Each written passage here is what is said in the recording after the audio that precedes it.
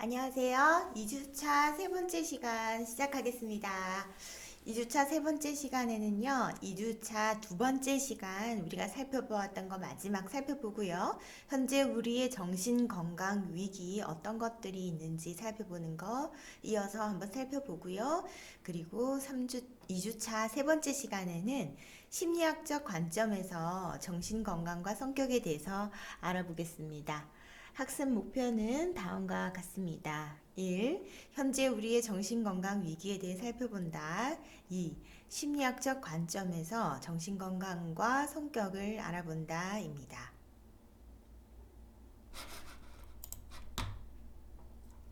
네, 우리가 겪고 있는 정신건강의 위기는 어떠한가? 첫 번째, 전통적 가치나 어떤 규범의 영향력이 감소가 되어서 물질주의, 돈과 같은 어떤 물질주의가 중요하다라는 가치가 보편화되어 있어서 우리가 그 이외의 것들에 대한 가치는 소홀히 여기고 있고요. 그리고 두 번째, 개인주의 가치관. 개인주의 가치관이 보편화되어서 보편화로 인한 어떤 경쟁 문화가 심해졌다라는 것. 그리고 세 번째, 정서적 교류를 위한 어떤 인간관계보다는 개인적 이익이나 지금 순간의 재미를 중심으로 이루어지는 인간관계가 증가하고 있다라는 점. 그리고 네 번째는 가족 구조가 대가족에서 부부 중심의 핵가족으로 변화되고 여성의 사회 참여가 증가하였다라는 점이 정신건강의 위기에 영향을 미치는데, 이는 어떠한 영향을 미치냐면 핵가족에서는 부부간의 대화가 중요한 문제가 되어서 부부간 갈등이 발생을 할 가능성이 증가하였고요. 또 이로 인해서 어, 부부 간의 갈등이 그 가족의 위기가 된 현실을 우리가 볼 수 있습니다. 이전에 비해서 전통적인 가족 구조에 비해서 지금 핵가족으로 변화되었고, 이 핵가족에서는 부부 갈등이 이전보다는 훨씬 더 가족의 위기에 많은 비중을 차지하고 있다는 것. 그리고 여성이 사회 참여가 증가함에 따라서 자녀 양육을 타인에 의존하게 되지요. 타인 또는 기관에 많이 의존하면서 애착 형성이나 과잉 보호 등의 문제가 발생하는 것. 이러한 것들이 모두 다 아울러서 우리의 정신 건강을 위기로 이끄는 요소들이 있었습니다.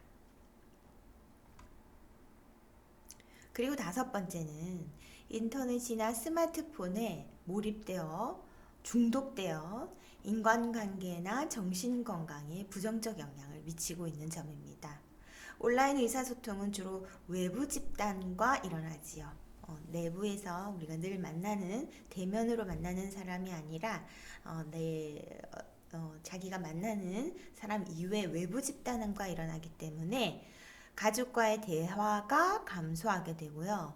인터넷이나 스마트폰에 대한 중독은, 여기 몰입이라 되어 있지만 저는 중독이라고 표현하고 싶습니다. 혹은 의존이라고 하고 싶습니다. 그런 과도한 의존은 사회 참여를 감소시키고 우울증이나 고독감을 증가시킵니다. 일부는 그렇지 않을 수도 있지만 이러한 부정적인 영향을 가져오기도 하지요. 그리고 인터넷보다 스마트폰 중독이 더 큰 문제가 되고 있는데, 스마트폰에 대한 어떤 과도한 의존은 학업이나 일상생활에 지장을 주고 대인 관계에도 부정적인 영향을 미칩니다. 자, 이렇게 해서 다섯 가지로 우리가 겪고 있는 정신건강의 위기가 이런 요소로 인해서 정신건강 위기에 영향을 미친다. 정리해 보았습니다. 자, 이번에는 심리학적 관점에서 정신건강과 성격에 대해서 알아볼 건데요. 성격이라고 하는 거는 낙천적인 성격은 정신건강에 정신을 건강하게 만드는데 도움이 될 거고요.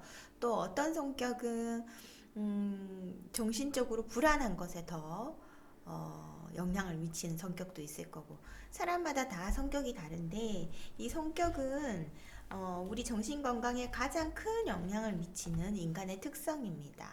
그래서 사람마다 성격이 다르기 때문에 같은 상황이라 하더라도 사람들이 서로 다른 반응을 보이고 이러한 반응 양식의 차이는 정신 건강에 영향을 미친다. 그래서 심리학에서 정신 건강에 도움이 되는 성격을 어떻게 바라보고 있는지 살펴보겠습니다. 첫 번째, 정신 분석적 관점에서 정신적으로 건강한 성격은 무엇을 말하는지 살펴볼 거고요.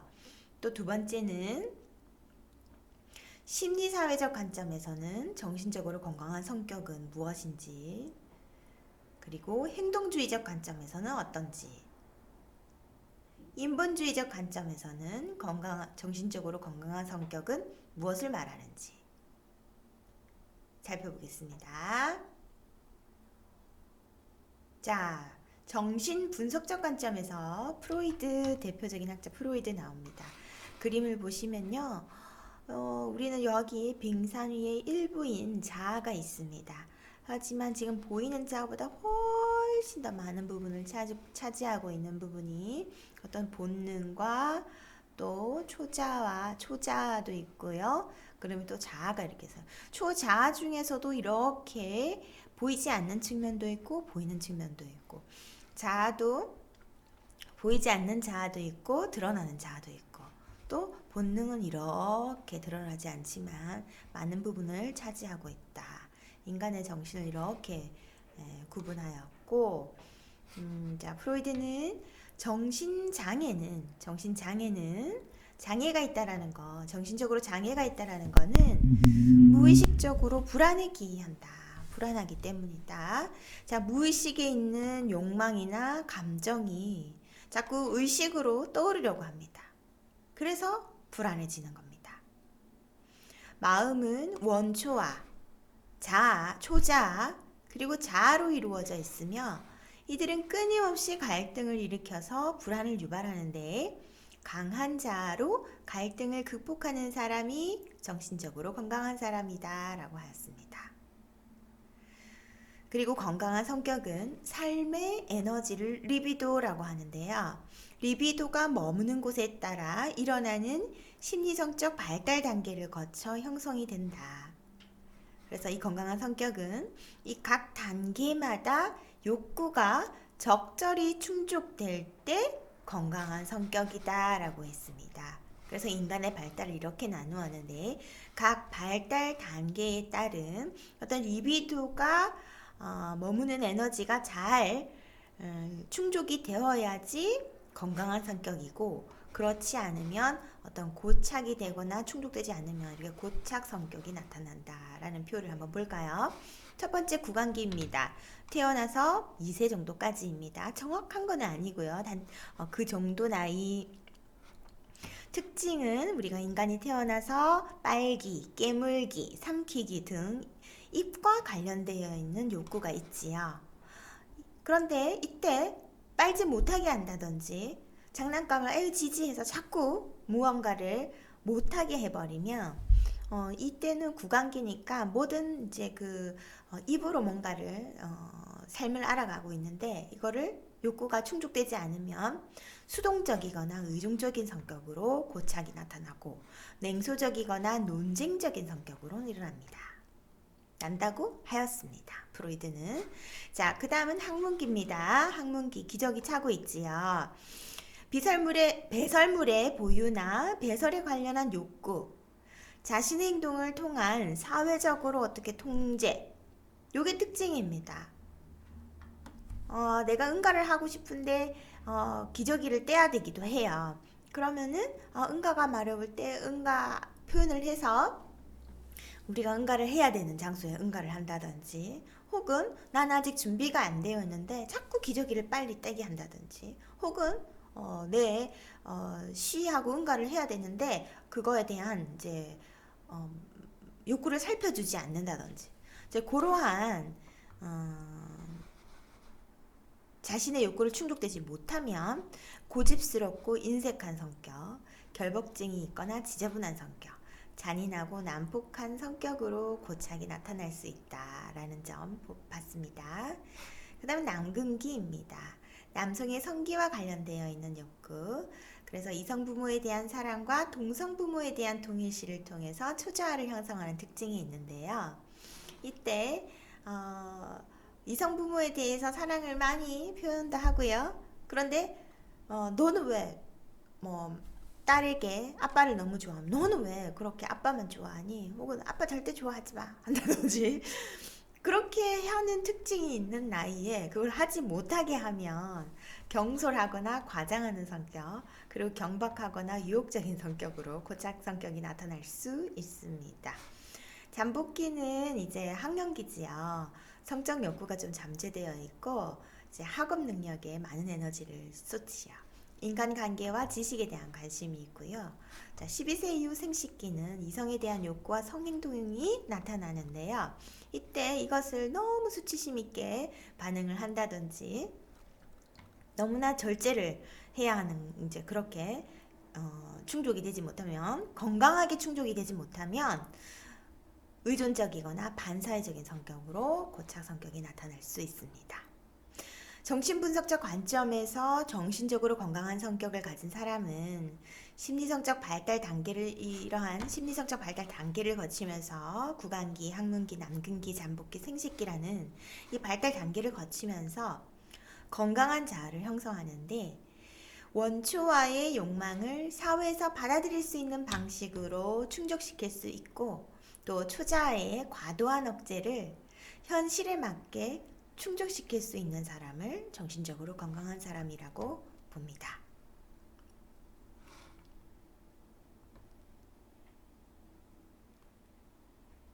자, 이번에는 이 학자는 에릭슨입니다. 심리 사회적 관점에서 바라본 정신적으로 건강한 성격 살펴보겠습니다. 에릭슨은 앞에서 말한 정신분석적 관점에서는 프로이드가 나왔지요. 정신분석적 관점에서는 프로이드가 나왔습니다. 지금은 심리사회적입니다. 정신분석적하고 이제 심리사회적입니다. 학자는 누구라고요? 에릭슨. 에릭슨은 앞에서 말한 프로이드의 이론에 근거는 하고 있지만 성격의 결정 요인을 본능이 아니라 자아라고 보았습니다. 그래서 성격이 인생 초기의 경험이 아니라 전생에 걸친 심리사회적 위기를 어떻게 극복했는지 형성된다. 모든 심리사회적 위기에는 긍정적인 요소와 부정적 요소가 있는데 잘 극복하면 긍정적 요소가, 그렇지 못하면 부정적 요소가 자아에 통합된다. 그래서 심리사회적 관점에서 정신적으로 건강한 성격은 인간이 살아가면서 직면하게 되는 다양한 심리사회적 위기를 해결해서 그 긍정적 요소가 자아에 통합된 상태라고 보았습니다. 그래서 심리사회적 관점의 학자 에릭슨은 이 인간의 발달 단계를 이렇게 나누었어요. 신뢰 대 불신. 그래서 앞에서 말한 것처럼 이 전생에 거친 심리사회적 위기를 잘 극복했으면 앞에서 나오는 긍정적 요소가 발달하게 될 거고 잘 극복하지 못하면 뒤에 부정적 요소가 성격에 영향을 미친다라는 겁니다. 태어나서 1세까지는 신뢰감 대 불신감이라고 표현을 했어요. 이때는 아기가 엄마와 상호작용하면서 꼭 엄마 아닐 수도 있죠. 주양육자라고 합니다. 양육자와 상호작용하면서 아기는 욕구를 표현하는데 이 주양육자 또는 엄마가 욕구에 민감하게 반응해주면 아기는 엄마 반응에 따라서 신뢰를 가지게 되고요. 또 그렇지 않으면 불신을 갖게 된다고 합니다. 자, 두 번째, 자율성 대 수치심 회의, 이게 있습니다. 회의감입니다. 여기서 말하는 거는 이때 이 인간 발달 단계에서의 주요 과업, 성취해야 되는 주요 과업은 이제 자기 주장을 하기 시작하지요. 내가 이걸 할 거야. 깎아줘. 내가 물 이렇게 깎아줘. 안 하죠? 깎아 이렇게 하죠. 그리고 맘마 달라고 말을 하기도 하고요. 자기 주장을 하기 시작하고 또 부모가 배변 훈련을 하기 시작하면서 부모와 아기는 충돌을 하게 될 수도 있지요. 이때 부모의 지지적 분위기가 아주 중요합니다. 그래서 부모가 지지적 분위기를 제공하면 아기가 자율성과 자신감을 가지게 되고, 그렇지 않으면 수치심을 주거나 어떤 회의심을 가지게 만드는 것이라고 에릭슨은 말했습니다. 자, 그 다음에 주도성 대 죄의식입니다. 4, 5세인데요. 이때 주요 과업은 스스로 목표나 계획을 정하고 그것을 달성하려고 하지만 그것이 이루어질 수 없으면 자기가 잘못한 것으로 받아들입니다. 그래서 나는 저거를 가지고 이렇게 놀아야지 라고 하는데 집이 더러워진다고 놀지 못하게 한다든지, 혹은 한번 해보고 싶은데 나는 저걸 꼭 저 인형을 잡아야 되겠는데 더러워지거나 혹은 위험하다고 못하게 하는, 자꾸 제지를 당하는 경우는 이 과업을 성취할 수 없게 되는 겁니다. 그러나 보통 부모는 어떻게 하죠? 안전하지 못한 상황이라면 안전한 환경을 마련해주고 유아가 원하는 것을 할 수 있도록 하지요. 예. 근데 그렇지 않게 되면은 부모가 권위를 내세우지 않고 아기가 계획한 목표에 함께 참여해주면 주도성을 느끼지만, 권위에 앞세워서 하지 못하게 스스로 뭔가를 하려고 하는 걸 계속 제재를 하게 되면 죄의식을 갖도록 하는 그런 부정적 요소가 있습니다. 자, 그 다음은 근면성 대 열등감인데요.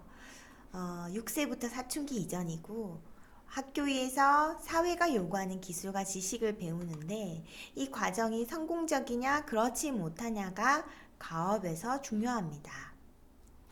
자아 성장에서 결정적인 영향을 미치는 사회 경험이 시작되고요. 학교에서 성공적으로 적응하면 근면성이, 그렇지 못하면 열등감을 느낄 수 있는 부정적 요소가 있습니다. 그리고 사춘기부터 20대 초반까지는 정체감 대 역할 혼란. 이때는 급격한 심체 변화가, 그리고 사회적 압력으로 인해서 정체감을 찾고자 하는데, 이때 어떠한 이미지를 가지게 되는지 고민에 빠지게 되는데요. 이 과정에서 정체감을 형성하거나 혹은 혼란에 빠질 수 있습니다. 성인 초기 볼까요? 친밀감 대 고립 위기입니다. 사회생활을 본격적으로 시작하면서 타인이나 이성과 친밀한 관계를 형성하려고 노력하게 되며 이러한 시도의 성공 여부가 아주 중요한 주요 과업인데요. 그동안 자신이 의존할 대상을 찾았지만 이 시기에는 자신이 좋아하거나 사랑할 상대를 찾아서 친밀한 관계를 형성하려고 하는데, 이러한 시도가 성공하면 친밀감을 느끼는 긍정적인 요소를 경험하게 되고, 그렇지 못하면 고립감이라는 것을 느낄 수 있습니다. 자, 생산성 대 침체 위기 중장년기입니다. 가정을 이루고 사회적 지위가 안정되면서 가정에서는 가족을 돌보고 자녀를 교육하며 사회에서는 직업적 성취를 이루려는 시도가 이루어지는데, 이러한 노력이 성공적으로 이루어지면 생산성을 느끼고 그렇지 못하면 침체나 위축을 느끼게 됩니다. 에릭슨이 말한 겁니다, 여러분. 제가 말할 것이 아니라 에릭슨이라는 학자는 이렇게 구분하였습니다. 네, 마지막 노년기, 통합 대 절망 위기입니다. 노인이 되면서 자신의 한계를 받아들이고 삶의 가치를 찾고자 노력하는 이러한 주요 과업이 있는데, 이렇게 인생을 되돌아보면서 그만하면 잘 살았다 라고 느끼면 통합감을 느끼고요. 그렇지 못하면 절망감을 느낄 수 있습니다. 자, 이렇게 해서 심리사회적 으로 바라본 정신적으로 건강한 성격은 이렇게 각 발달 단계에 따른 심리사회적 위기를 어떻게 극복했는지 영향을 미친다. 그리고 이 긍정적 요소가 어떤 자아가 통합된 성격이다 라고 심리사회적 관점에서 정신적으로 건강한 성격을 그렇게 바라볼 수 있습니다. 자, 행동주의적 관점에서는 어떤 것이 정신적으로 건강한 성격일까요? 보세요. 고전적 조건 형성이란 중립자극과 무조건 자극이 반복해서 주어지면 무조건 자극의 성질을 중립자극이 갖는다는 원리인데요. 예를 들어 학교에 자기를 괴롭히는 친구, 부정적 무조건 조건, 괴롭히는 친구가 짝지어지면 학교 자체에 부정적인 감정을 느끼게 될 수 있습니다. 자, 그림 보세요. 1번. 조건 형성 전입니다. 무조건 자극을 줬을 때 무조건 반응이 일어 침을 흘리죠. 조건 형성 전에는 반응이 없죠. 자, 근데 무조건하고 원래 가지고 있는 그런 자극을 함께 줬을 때는 반응이 일어나는 겁니다. 그랬을 때 먹이를 치운 어떤 조건 자극을 줬을 때도 반응이 일어난다. 자, 인간의 행동은 무의식적 충동이나 자아 같은 내적 요소가 아니라 어떤 보상이나 뭔가를 주어졌을 때 보상이나 처벌과 같은 외적 요소에 의해서 결정된다. 그래서 성격도 경험에 의해 학습된 것이라고 보는 것이 행동주의적 관점입니다. 여러분은 어떻게 생각하세요? 그래서 성격도 학습 원리에 의해서 설명될 수 있다라고 보는 겁니다. 자, 조작적 조건 형성이라고 하는 건 보상이 계속 주어지면 그 행동을 다시 할 가능성이 증가하지만 보상이 주어지지 않으면 하지 않는다라는 거죠. 자, 게임에 중독된 사람은 그 게임을 하면서 느끼는 어떤 긴장감과 게임을 통해서 얻게 되는 그 점수가 보상으로 작용하기 때문에 그 게임에서 벗어나지 못하는 겁니다. 그리고 부모를 관찰해서 성 역할과 사회 규범을 배우고 폭력 행동이나 범죄 행동을 관찰하고 모방해서 배울 수도 있는데 이 행동주의적 관점에서 보는 모방은 직접 경험하지 않더라도 타인의 행동과 그 행동의 결과를 관찰하고 따라하면서 배우는 것이라고 했습니다. 그래서 행동주의적 관점에서 정신적으로 건강한 사람은 자신이 속해 있는 사회에서 요구하는 바람직한 행동을 배우거나 모방해서 자신의 행동을 긍정적으로 조절해서 사회에 잘 적응하는 사람이다 라고 봅니다. 인본주의적 관점에서는요, 가장 중요한 거는 자신의 상황을 해석하고 받아들이는 자아고, 자아에는 자신의 현재 모습을 반영하는 현실적 자아, 자기가 되기를 원하는 이상적 자아, 이 두 가지가 있는데 이 두 가지가 일치할수록 정신적으로 건강하다라고 봅니다. 로저스나 메슬로우와 같은 인본주의자들은 인간의 부정적인 측면에 관심을 가졌던 전통적인 심리학자와는 달리 인간의 긍정적인 측면에 관심을 갖고 정신적으로 건강한 사람의 특징을 이렇게 밝혔습니다. 자, 로저스의 인간중심 이론. 인생에서 어느 방향이든 자유롭게 선택할 수 있는 자유가 주어지면 인간은 긍정적으로 살아가고 자기 실현의 욕구를 추구합니다. 자, 메슬로우도요. 인간은 본질적으로 선하고 잠재력을 실현하고자 하는 노력하는 존재입니다. 그래서 이것이 자아 실현 동기이다. 생리적 욕구가 있고 안전의 욕구가 있고 사랑, 사회 소속감, 존경의 욕구, 자아 실현. 누구나 인간은 자아 실현의 욕구에 대한 동기가 있다. 여러분도 마찬가지죠? 네, 그래서 인본주의 관점에서 정신적으로 건강한 사람은 현실을 객관적으로 받아들이고 자신의 단점을 인정하고 자신의 감정을 솔직하게 표현하고 타인의 감정에 공감하고 목표를 이루려고 노력하지만 결과보다는 그 과정에서 만족감을 느끼고 자신이 스스로 결정하고 세상을 긍정적으로 바라본다. 이렇게 우리 심리학적 관점에서 정신건강을 어떻게 바라보는지 살펴보았습니다. 네. 다음 정신적으로 건강한지 판단하는 그 기준에 대해서는 다음 3주차부터 이어지도록 하겠습니다. 여러분 2주차 세 번째 시간 마치겠습니다. 수고 많으셨습니다. 오늘도 좋은 하루 보내세요.